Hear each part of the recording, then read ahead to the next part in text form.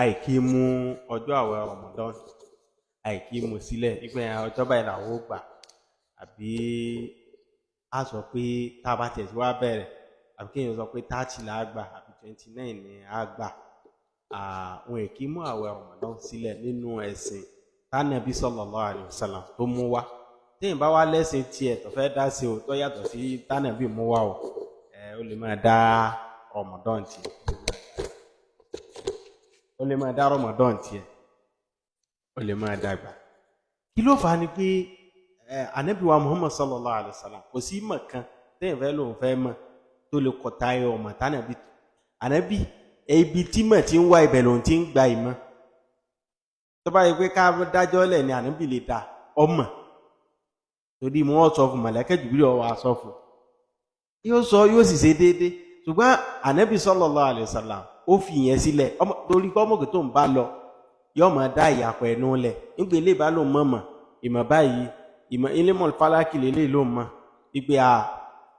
báyìí lọ́jọ́ oṣù ọ̀dẹ̀ báyìí ni ọ̀dẹ̀ ń tó ń rí eléyìí náà sọ pé ilé mọ̀ fálákì náà lélẹ̀ náà ọmọ ẹ wo ọ̀pọ̀lọpọ̀ àwọn tí wọ́n ń lo kinní yẹn lọ́dọ̀ ní Áfíríkà báyìí ní Áfíríkà Mísírọ̀ iná àti ẹ̀ ń lò ní kí ló kọ àwọn ìlú yìí táwọn náà tó ń lò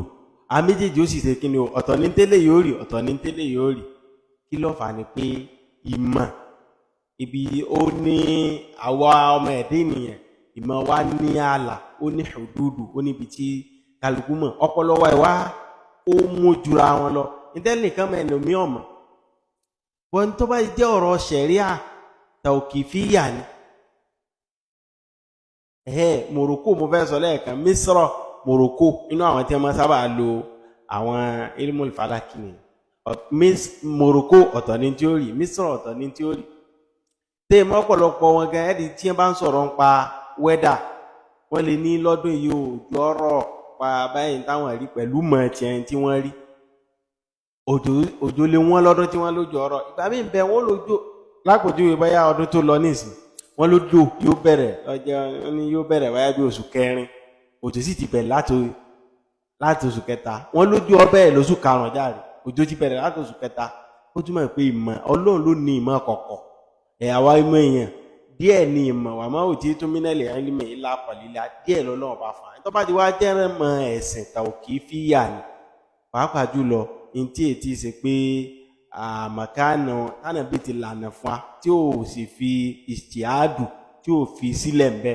ó lọ róṣù kò sì pé ẹran mọ́ á gbìyànjú rárá o ànábì ní ìdárọ̀ àìtùmú fàṣúmú ó ní tẹ́ bá ti rí oṣù ẹ gbà àwẹ̀ wà ìdárọ̀ àìtùmú fàáfìtìrú tẹ́ bá tó róṣù ẹ sí kíni o ẹ sínú fa ingumma alaykum ó ní tí kùrukùru bá wá bójú ọjọ́ o faqdiru lahu nínú ẹgbà wá mi ó ní fa in ummiya alaykum faqdiru 30 ànábì ní tójú ọjọ́ bá wá sí kíni o tó bá ṣe kùrukùru tó rújú mọ́ yín lójú ẹ ka sàbáǹkò kó yẹ 30 tí sàbá bá di pé ẹ máa wẹ̀ tẹ́ bá ti rọ̀ṣù 29 ẹgbà wẹ̀ ní 30 sàbá kó wọn máa jẹ́wọ́ àwọn Ramadan ànábì sallallahu alaihi wasallam ó ti yanjú rẹ̀ tí kódà ìbáṣe pé tuyọ àwọ̀ wà á rí nílùú wa ní Nàìjíríà ò ààrí táàmì bá rí bòmí wọn gbàwẹ̀ àwọ̀ òsì rí lọ́dọ̀ tí àwọ̀ òdí ṣe kí ni o àní gbàwẹ̀ ànábì ó sọ oṣù mọ̀ rírí gbogbo tẹ́yìn bá ti wá lè fi wá tí wọ́n fi lè rí yàtọ̀ sí pé à ń ka ọjọ́ àbí kìnnìkan tó bá táyẹ̀ bá fi lè wá tí wọ́n fi lè rí ṣẹ̀rí àfaramọ́ kí ló fi wáyé wa ni pé ànábì sallallahu alaihi wasallam ó lágbára láti mọ́ ọmọjọ́ lẹ̀ ipé ìjọba ìní àwẹ̀ ọjẹ́ ìjọba ìní ọjẹ́ ó fi yẹn lẹ̀ torí kó lè bá àwọn mọ̀ dá wàhálà alẹ̀ kọ́ńbà mọ́ sí kí ni o kọ́ńbà mọ́ dá wàhálà alẹ̀ lójú ayé ànábì sallallahu alaihi wasallam ànábì ò ní oróṣù ọ̀pọ̀lọpọ̀ àwọn àrọ̀bíyà yọ wà látòkò ìkan wà látòkò nínú àdìsí Ibn Abbas ó sì ànábì ní atashhadu an la ilaha illallah ó ní náà ànábì ní sọ jẹ́rìí pé ọ̀kan ṣoṣo Ọlọ́run nìkan lọ́lẹ́tọ̀ ká máa jọ́sìn fún oníbẹ̀ẹ̀ ni ànábì tó ń sọ gbà pé òun ànábì òjíṣẹ́ ni oníbẹ̀ẹ̀ ni ànábì ti pa àwọn sàhábà láṣẹ pé kí wọ́n kéde pé lọ́la o àwẹ̀ ń bẹ o lábọ́wọ́ ọkọ nìyẹn o ó sì wàá sọ kí wàá ní olóhùn rírí l'Ànábì sọ oṣù àwẹ̀ mọ́ mo nímọ̀ kan mo ṣe ó gbèmọ̀ rẹ̀ pamọ́ ni ó gbèmọ̀ rẹ̀ pamọ́ àyàfi tíjọba bá gba ìmọ̀ àbí àwọn ìgbìmọ̀ tí ó jẹ́ ìgbìmọ̀ olórí ẹ̀sìn nílùú tí wọ́n bá gbà wọlé pé ìmọ̀ ẹjọ́ náà kọ́ṣà báyìí wọ́n bá gbà wọlé àmọ́ kó èèyàn wá mọ́ ní iye báyìí ni láti fi dá káàkọ́ mọ́ kírun lónìí kírun lọ́la akọ́ gbàwẹ̀ lónìí mọ́ gbàwẹ̀ lọ́la ṣẹ̀rí àti kódà Ànábì sallallahu alaihi wasallam ó ní máa ń sọ ọmọ ẹ̀yà ọmọ ṣàkàfì ó ní ẹ bá gbàwẹ̀ ní ọjọ́ tí wọ́n máa ń ṣe kíni táwọn èèyàn ń ṣe méjì pé sáwẹ̀ wà bá wẹ̀ wá onífàkọ̀dé aṣọ àbá àkọsí irú oúnjẹ ti ṣe òun Ànábì ìjọ iyèméjì yẹn gbàwẹ̀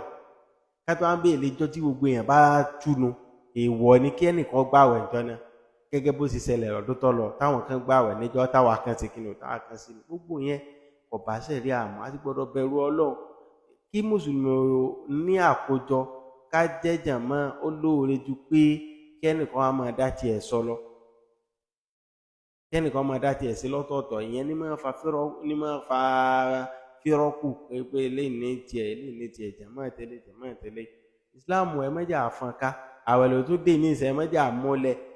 ẹ mẹ́jà àmú àkíní ń kán wa lójú ká wá abánàbí ṣe ni a wà tá a bá rí ní 29 oṣù kágbàwẹ̀ ní 1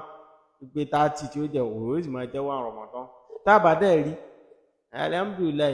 káàkà pé 30 tó bá ti di 1 gangan ká ṣe kíni o ká gbàwẹ̀ bẹ́ẹ̀ ni